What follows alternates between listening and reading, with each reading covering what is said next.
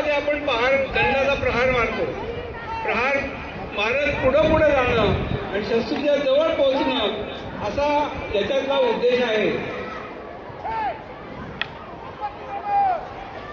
असं प्रहार मारत मारत पाठीमागे जाणं आणि थोडंसं 2 पावलं मागे जाणं 2 पावलं पुढे जाणं असा याच्यातला हा प्रकार आहे.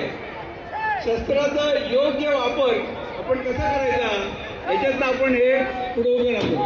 याच्यानंतर आपण प्रणाम जो करतो गुरुजींना त्याला स्वागत म्हणून हा स्वागत प्रणामाचा प्रकार आहे.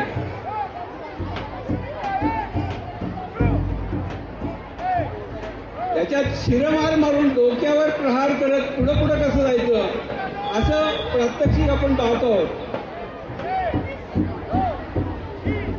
मागच्या दिशेला पण कसं त्या शत्रूकडे लक्ष देणं हे आवश्यक आहे. त्याचं प्रात्यक्षिक आहे. दोन्ही दिशांना आपण खाली आणि वरती डोक्यावर प्रहार मारणं असा हा प्रकार आपण पाहतो.